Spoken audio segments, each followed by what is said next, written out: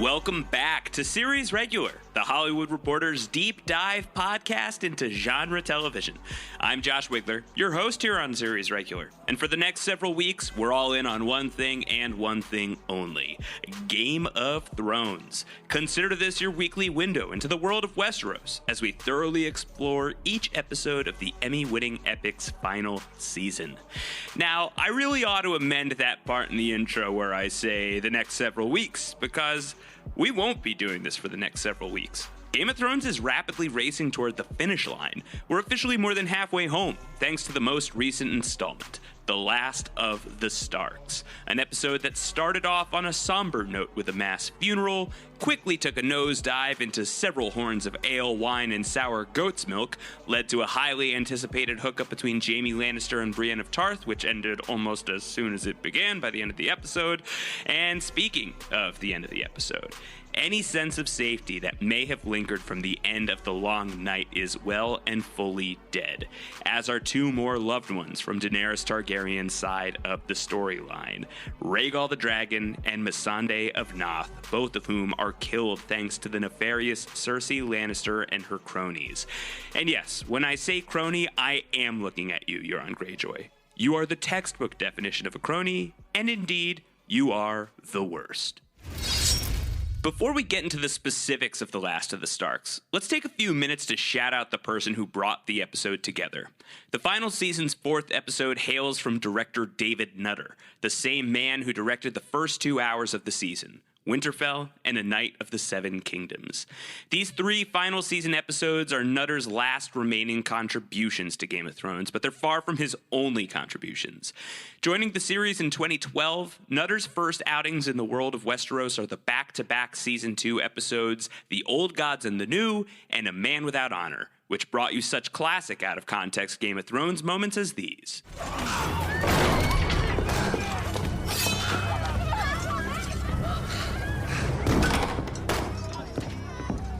I've taken your castle. What are you doing? I want these people executed! They want the same for you! Protect the king! Get back! Get back! Traitors! I'll have all their heads! Oh, you blind bloody fool! You can't insult me! We've had vicious kings, and we've had idiot kings, but I don't know if we've ever been cursed with a vicious idiot. You can't! I can, I am! They attacked me! They threw a cow pie at you, so you decide to kill them all. They're starving, you fool, all because of a war you started. You're talking to a king! And now I've struck a king. He who passes the sentence should swing the sword. I'm begging you! Coward. Stop! Stop right now! You don't give commands anymore, little lord. Please stop! Hush now, child. I'm off to see your father. Let no harm come! Let no harm come, please! Any last words, old man? God's help you, Theon Greyjoy. Now you are truly lost. Nutter also sadly brought us this moment from the blue raspberry-mouthed warlock Pyat Pree. A mother should be with her children. Where will you run to, Daenerys Stormborn? The dragons wait for you in the House of the Undying. Come see them. Look, nobody's perfect. With that said, Nutter delivered a near-perfect hour of Game of Thrones that aired on June 2nd, 2013. It's an episode that requires very little in the way of introduction. Really, a music cue ought to do.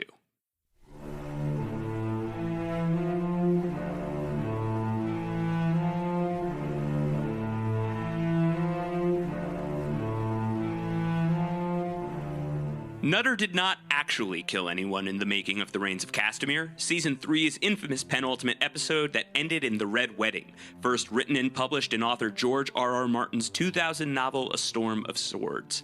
But the director did oversee the mass killings of the vast majority of House Stark, including King in the North Robb Stark, his pregnant wife Talisa, and his mother Catelyn Stark. I will spare my mother and yours the gory details of having to listen to those deaths again. I'm sure their screams are still ringing in your ears all these years later anyway. In 2016, I spoke with actor Michael McKelliton, who played Roose Bolton on Game of Thrones. At the time of his character's demise, the actor was still looking back on the Red Wedding as a highlight of his time on Thrones, thanks in no small part to the efforts of David Nutter as the director. Quote McKelliton, "We rehearsed it like a play, which is very unusual. You normally direct in segments and all of these things. As actors, from the very start with the camera pointing up towards us, with me talking to Catelyn smiling, and Walder Frey talking, right up until the death of Michelle, we ran the whole scene. It was all blocked out. That took a day to work out. That was to show the actors and to show the crew what was going to happen. It was a very rare thing to be done on film, and a huge advantage. We knew where we were in the story and how it was going to unfold. Each day, David said, we're going to do it up to this point on Monday, Tuesday, Wednesday, Thursday, and Friday. It was a tremendous advantage." I bring all of that up because, to a person, from all the cast members I've interviewed throughout the final season of Game of Thrones thus far, all of them have universally praised Nutter's direction without any provocation from me. Gwendolyn Christie told me a heartwarming story about the scene from A Night of the Seven Kingdoms, in which Brienne of Tarth arises as Sir Brienne. According to her, Nutter called upon the surrounding crew to cheer for Christie, prompting the big smile you see on her face in the crowning moment of the episode. Knight of the Seven Kingdoms. In my interview with Nutter, which is up on The Hollywood Reporter right now, the filmmakers stressed the importance of finding meaningful amounts of time to meet with the actors and rehearse the dialogue-heavy, character-rich scenes far in advance of stepping on set and shooting the scenes proper. Look, have there been missteps and clumsy moments in the final season? Absolutely, and we're going to talk about that later in this podcast. But have there been moments of utter joy and gutting darkness? Absolutely. And many of them are thanks to the same director who brought the Red Wedding to life. As we're about to plunge into some darkness ourselves, it feels only fitting that as Nutter's watch on Game of Thrones officially ends, we take some time of our own to raise a glass in his honor. Or a disposable coffee cup, if you prefer. Ah, yes, Coffeegate. Perhaps you've heard about the caffeinated cameo at the heart of the last of the Starks already, but if not, you will hear the tale now. The Last of the Starks begins with a funeral for those who died during the battle against the Night King, before quickly moving into a full-on rager within the halls of Winterfell.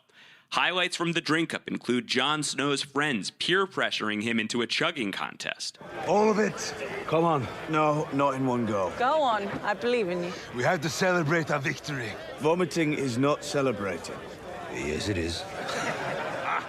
Tyrion, Jaime, and Brienne playing the Westeros equivalent of I Never.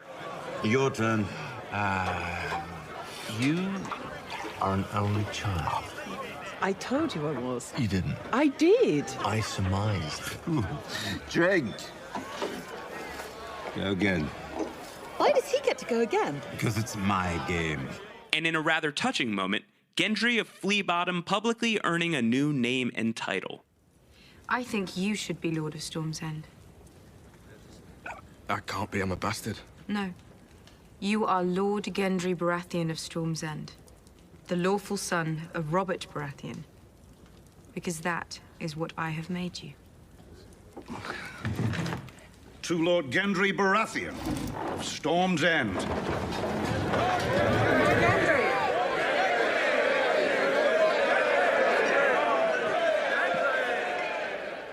It's exciting enough news that a few scenes later, Gendry forgets that he was once known as Gendry Waters, and instead identifies himself as Gendry Rivers. Kind of awkward. But that continuity issue pales in comparison to another. As the episode aired, some eagle-eyed viewers spotted something that very much did not belong on Game of Thrones. A modern-day coffee cup, parked right in front of Daenerys Targaryen. Drink. It's obviously a goof. Something that wasn't caught by the Thrones team before the final cut of the episode landed on HBO Go and HBO Proper and the other streaming services of choice. But honestly, from my perspective, It is a blessing from the Lord of Light himself. The coffee cup immediately stands out as the star of The Last of the Starks, and indeed a highlight from the series overall, at least as far as its social media renown. As is often the case when these things happen, Twitter was immediately wide awake with the coffee takes, which can largely be summarized in a single word. Dracarys. Many viewers credited the coffee cup as belonging to Starbucks, which prompted the coffee chain itself to get in on the action. This following one-liner hails from Starbucks Coffee's official Twitter account. TBH, we're surprised she didn't order a dragon drink.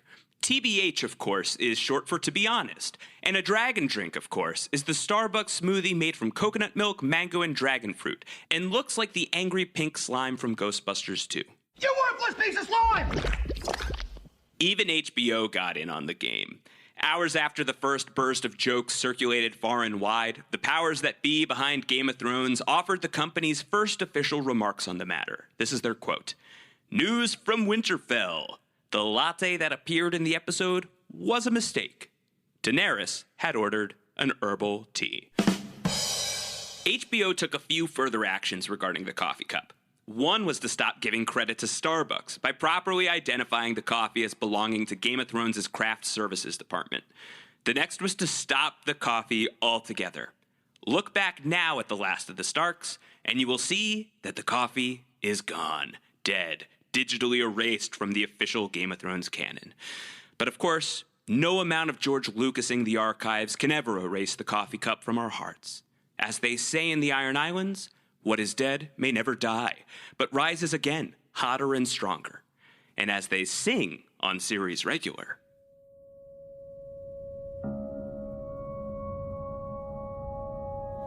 in Winterfell, once the Night King was gone, Dany drank up a dark roast. A finely ground blend shipped in from Storm's End, mixed with poppy milk white as ghost. But she actually ordered a tea. Actually ordered a tea. Dany did not order coffee. She actually ordered a tea. Woo! Okay. All right. Sorry about that. After narrowly dodging a sword there, you have my solemn vow. No more singing from me on this podcast. Hopefully that's the low point of this week's Series Regular. Though it may not be the low point considering The Last of the Starks, an episode that included several deadly twists, some of which have landed better than others. By nature, I'm a positive person, and I'd like to stay that way, so I'm going to start off with a few choice scenes that I really enjoyed in this episode. Up first, the funeral scene, which included Daenerys' final words to Jorah Mormont, though we never got to hear them. Her whisper wisps away in the wind, never to be heard from again, leaving the exact sentiments to our imaginations, Jack Bauer and Nina Meyer style.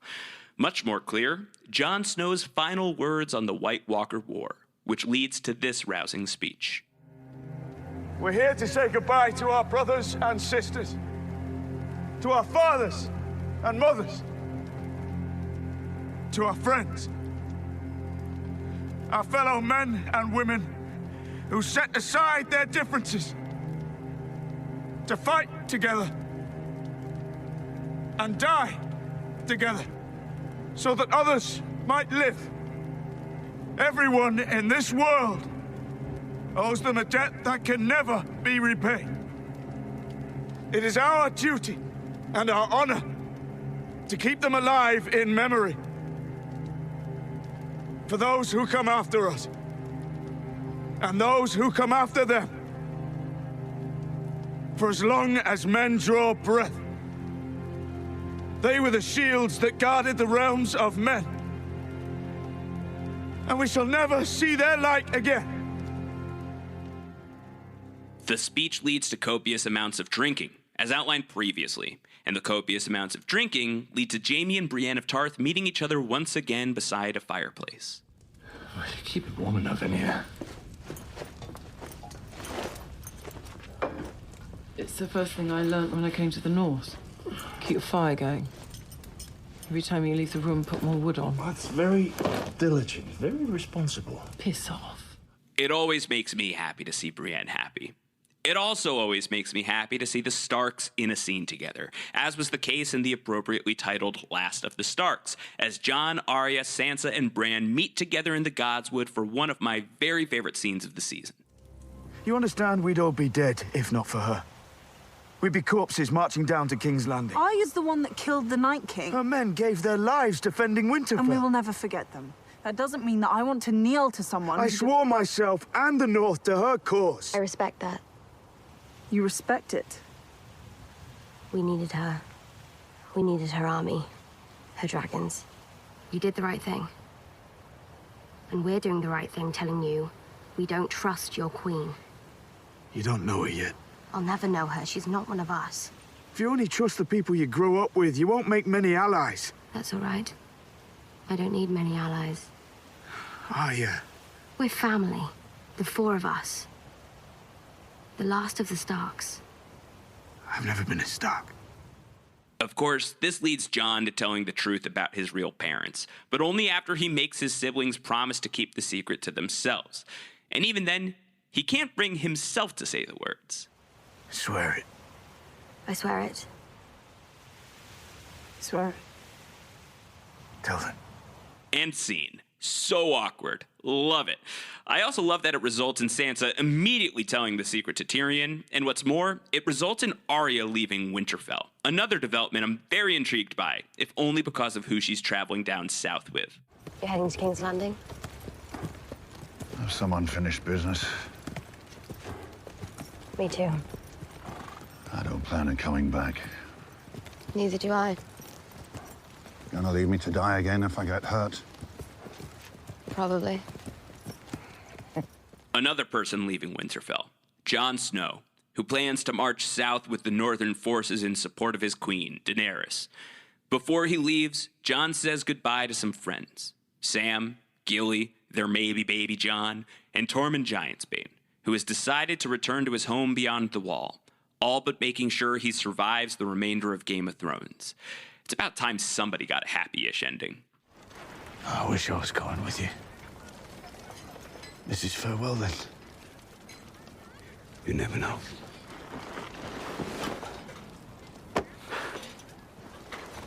You've got the North in you. The real North.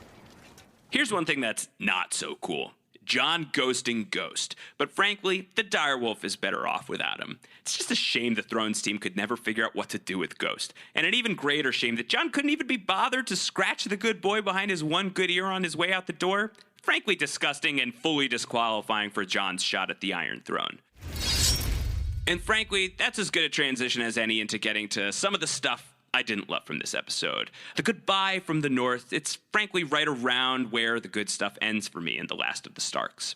Sure, the rest of the episode is filled with some massive surprises that come out of nowhere, and that's always fun. Not so fun for Rhaegal the Dragon, though, who's shot out of the sky by Euron Greyjoy and his anti-dragon scorpion missiles.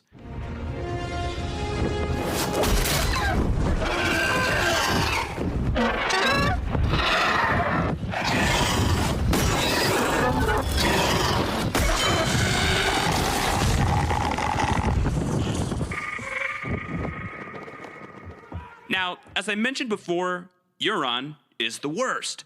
And what's worse is that he really doesn't have to be. If you'll indulge a little bit of book nerdery for a moment, the Euron Greyjoy of the TV series truly pales when compared to the Euron Greyjoy of A Song of Ice and Fire. He's a deadly pirate there who reeks of death, and not in the Theon sense. Euron in the books is very likely to roll up his sleeves and get his hands on one or more of Dany's dragons, not unlike how the Night King killed Viserion in Season 7 and turned him into his undead steed. Again, there's no Night King in George R.R. Martin's books, outside of a legend that's completely unrelated to the White Walker threat as far as we can tell so far. There are a lot of compelling takes in the Ice and Fire fandom suggesting that the Night King's role in Game of Thrones is similar to what Martin has planned for Euron. essentially making him an elemental force of destruction who wants to unleash death upon the world and conquer whatever's left, capturing dragons and using them for his own purposes. Although in the case of the books, Euron's going to do that with a magic horn called Dragonbinder, and not with the magic ability to raise the dead. Instead, for Game of Thrones' version of Euron, this is who we get. Listen, if you have any advice at all, I would love to hear it. When we have an hour or two to speak as brothers. Advice? Does she like it gentle or rough? A finger in the bum. Not now. We'll talk later. Euron isn't the only reason why some Thrones viewers are having some trouble getting fired up for the final season. But I'd argue that he's part of the problem, a big part of the problem. Right now, we're left without compelling villains to root against. Lena Headey knows how to chew the scenery as Cersei Lannister. She always has. What's also fantastic is we're getting into Clegane Bowl territory very soon. The Mountain versus the Hound, that's happening. But we're a long way away from the days of the truly disgusting likes of Joffrey, Ramsay Bolton, even Littlefinger. Horrible people, obviously, all of them, but magnetic to watch. Euron, on the other hand, This is the only thing I've ever seen that terrifies me. not so much. What's more, Game of Thrones is setting us up for another possible endgame antagonist in the form of someone who many have considered a protagonist, Daenerys Targaryen. Admittedly, she's lost a lot across the seasons, especially recently. She's down 2 dragons, one of whom died twice thanks to his tenure with the Night King. Half of her army has been destroyed, all while fighting a battle she barely wanted to get involved in. The people in the North are not only ungrateful for Dany's efforts in helping defeat the White Walkers, she's also persona non grata among the Starks themselves. Even one of her most trusted advisors is secretly plotting against her. A Targaryen father and a Stark mother. Jon's the one man alive who might actually be able to keep the North in the Seven Kingdoms. How many kings and queens have you served? 5, 6? I've lost count. You've always known my reasons. At a certain point, you choose a person you believe in, and you fight for that person. Even if you know it's a mistake. Add to all of this the twin losses of Jorah Mormont and Missandei, the first of whom dies valiantly in battle, but the second of whom is brutally butchered as an act of intimidation. The last of the Starks ends with Daenerys' fury fully apparent on her face, and it's no wonder why, given all the damage she sustained in the past several episodes. But it just feels like a little bit too much too fast, doesn't it? Especially if we're meant to buy that Dany is now willing to wage war on the Red Keep, where so many innocent civilians in King's Landing are currently hiding. Cersei needs to be destroyed. But if we attack King's Landing with Drogon and the Unsullied and the Dothraki, tens of thousands of innocents will die. That is why Cersei is bringing them into the Red Keep. These are the people you came here to protect. I beg you, Your Grace, do not destroy the city you came to save. Do not become what you have always struggled to defeat. Do you believe we're here for a reason, Lord Varys? I'm here to free the world from tyrants. That is my destiny. And I will serve it no matter the cost. Here's the thing, if I can get candid for a minute. I like a lot of what's happening on Game of Thrones right now in terms of the ideas. The unexpectedly early departure of the Night King and the White Walkers, I am absolutely fine with that in principle. It's a sign that the combined forces of humanity can conquer the impossible, if only they can truly work together and put their differences away. The fact that the remainder of Game of Thrones will test the final part of that equation. Can we as a species put our differences aside? And can we keep doing good work together? It's not just a fascinating question to me, but it's a crucial question given where we are in our own human history. But on the other hand, Game of Thrones has been rushing us to these points for a variety of failures in the writing, but the biggest offense being the decision to close the series down with 7 episodes in Season 7 and 6 episodes in Season 8. George R.R. Martin set out to create a huge world filled with huge ideas that we as humans will find deeply resonant. And while the story he's telling has grown so big that he's having a little trouble finishing it, I just wish there was a happier balance between the length of his tale and the length of Benioff and Weiss's story. Given that the first Game of Thrones successor show pilot is gearing up for production this summer, HBO clearly would have welcomed more stories on Game of Thrones proper. It's a shame that didn't happen. Because while the slimmer episode order is leaving us with a lot of spectacle to enjoy, the spectacle that we can see, mind you, the spectacle means nothing without the big ideas and the small character interactions that lead the way for those big ideas. Daenerys Targaryen's tragic trajectory isn't exactly coming out of nowhere. It's something that I can absolutely buy, but it is flying low at an alarmingly fast rate. And when I feel like we look back on how Game of Thrones ended a few years from now, many of the issues this final season seems to be suffering from is going to boil down to this dragon of a show not being able to fully spread its wings and breathe the way that it needs to breathe. Pros and cons aside, here's what really matters. What's coming next? There are 2 more episodes left on Game of Thrones, and a whole lot's going to go down in the next episode, the penultimate round of the series. Once again directed by the Long Night Helmer Miguel Sapochnik. The trailer for the episode shows a lot of scenes that take place during the daytime, so the brightness issue should not be a problem. Before we close out the podcast, let me leave you with 3 specific predictions for what I think will happen next week. Prediction number 1, the Clegane Bowl. That is happening. That's a guarantee. The Hound and Arya are on their way to King's Landing, and neither of them are planning on coming back to Winterfell. In Season 7's finale, the Hound made it clear that he would one day come back to claim his big undead brother's head, finishing the job the Red Viper failed to do. What? What, are you expecting a sound drop? That's not happening. Not this week. But consider this your 1-week warning that some form of Red Viper head smushing is probably going to happen next time. My money's on the Hound defeating his brother. Heading into the season, I predicted that Sandor Clegane would live through the fight and continue on in service of House Stark. I'm going to stick with that prediction, even if I feel a little more nervous about it a few days out from the battle than I did a few weeks ago. Here's my second prediction. Arya Stark. She's coming to King's Landing to kill Cersei Lannister. She's going to try, and I really am sorry to say that I think that she's going to fail spectacularly. Who am I to bet against the woman who killed the Night King? But my thinking is Game of Thrones put Arya in a position to take out the scariest villain on the board just to heighten our expectations ahead of her fall against Cersei. I've written about why I think Arya is going to die before. Essentially that it's the biggest gut punch possible left. Everybody loves Arya, and her stock has never been higher. But if you want to see a little bit more about my preseason prediction, seek out my Final Path article on Arya. It's over at thr.com/Game of Thrones if you want to see the beat-by-beat details. Third and final prediction for this podcast. Jaime Lannister, much like Arya, is also going to King's Landing to try and kill Cersei Lannister. And he's gonna succeed. The Kingslayer shall become the Queenslayer. The way he speaks to Brienne about his reasons for why he's heading back to King's Landing leaves some wiggle room for interpretation. You think I'm a good man?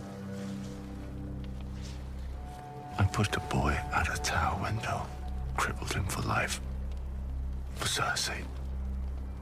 I strangled my cousin with my own hands, just to get back to Cersei.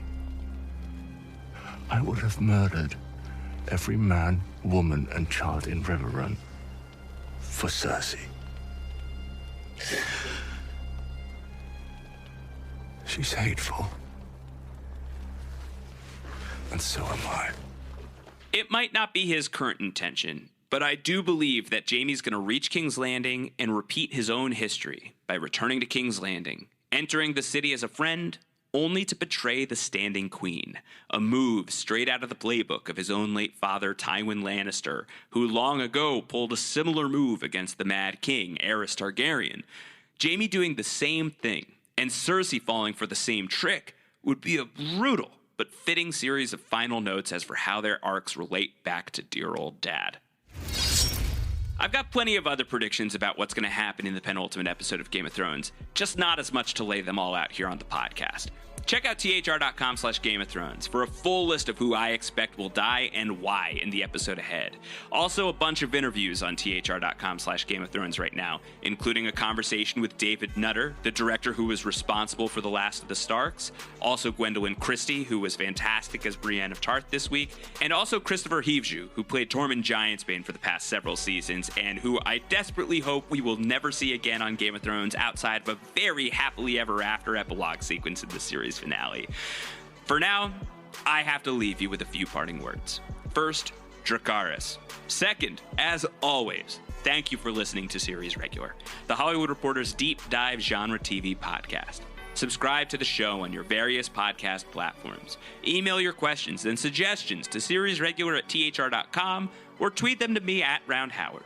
We'll be back next week to pick through the fallout of the big battle for the Iron Throne and survey the damage leading up to the series finale, airing May 19th.